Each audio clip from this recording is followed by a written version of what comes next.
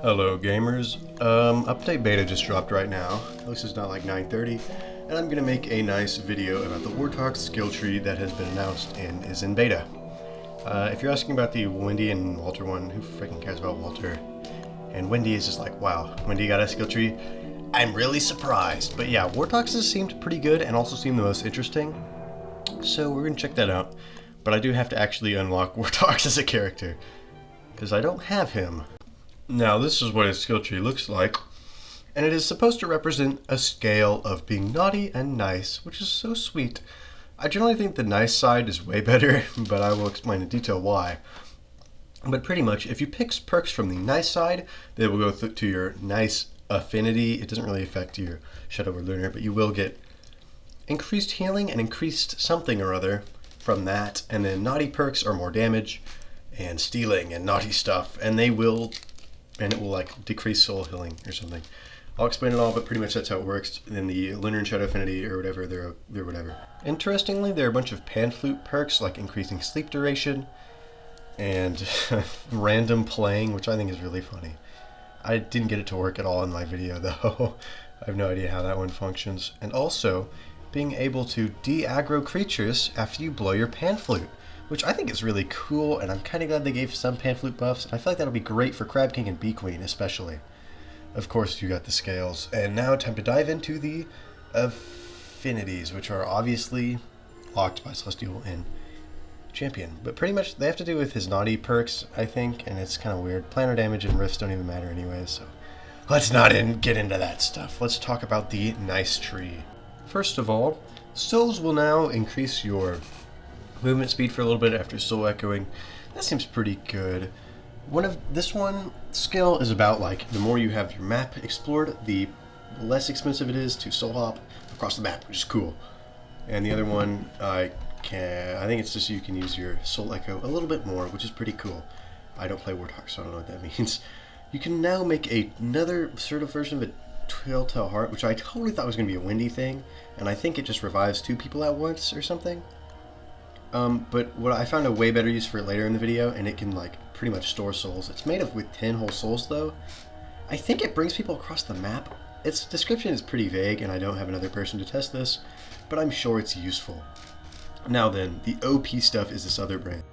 Anyways, we've got Reaching Souls 1 and 2, which is like attraction from farther away, which is pretty good. This one is insane though. It just makes a secondary wave of healing, which is so good. I tested it out and it's just as broken as it sounds. It is so beneficial. And the second perk, it just gives more range, which is so good.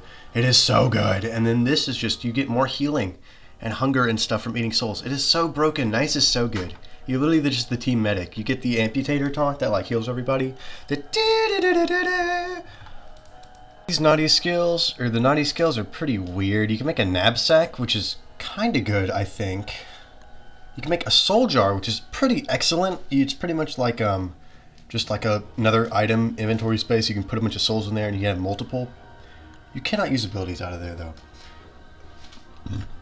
This one just like buffs the previously mentioned soul jars. Okay, I don't know what to say about the knapsack. It kind of sucks. I'm gonna be honest. They kind of need to buff this. Also, planar damage and the Lunar Affinity and Planar Affinity, just mess with that. Soul Thief and the second one is pretty much just like souls will appear and come after you for a farther range. Goodness. Soul Decoy sounds awesome. You can just like teleport away and leave your enemies fighting a fake clone, which is super cool, I think. Unironically, WORTOX got a ton of Bee Queen buffs with the stupid pan flute in this. And he can leave behind a soul decoy that blows up if enemies attack it, which just sounds awesome. So cool. The final 2 skills don't seem nearly as good as the nice version, like they're okay. I mean, they just make souls like bound in and they come back to you and they do a bunch of damage, but they do like 11 damage. They do pierce though, so that is something. But I feel like he is also another character that can be counted as being OP against freaking Bee Queen. That's what, now we have Winona, Wirt, Willow, Wicker, Maxwell, WORTOX. Wolfgang's OP against everybody. Like, people complain about that boss too much. I let you punch them to death in more later videos. Yeah, Lunar stuff, boring planar rift stuff. No one cares. This is me testing out most of the nice skills in tandem. Again, I didn't have my OBS to record my mic, so I have to voice through this all over. And I just cut out that first part where I just selected a bunch of random dumb skills. The Nice Branch seems infinitely better. Soul Bastion and the Twin Heart thing seems so broken. Because what you can do, I might just cut the clip because I don't really care about any of this other stuff with how broken this healing is. For a group, you will keep your group invincible. You pretty much get uber charge. Hold on, let me just cut to the clip. Releasing souls in general is now way better because you get a lot more healing if you've got your Nice Branch maxed out. And it also gives you the secondary wave, so you get like a nice 40-ish, 35-ish health from every single soul, which is way better than 20. And this will also heal your whole group more, which I think is excellent, because that's my favorite part about WORTOX, is when he heals me. Medic! And, what is it? I gotta find the clip. I don't know where it is in the video. Oh, it was like 10 seconds later.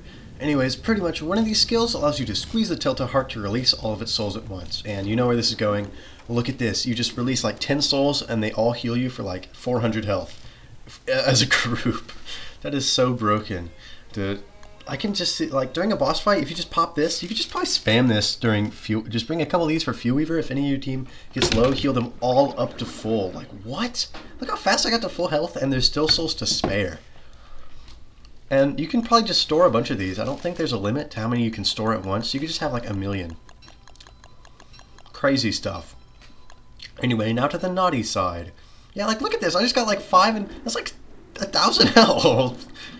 I couldn't figure out how to make the knapsack item work. I think it just does more damage if you have more stuff in your inventory, but it still does like 34, so just use a hand bat. I think it's supposed to do planar damage if you do whatever, but who gives a freak about planar damage?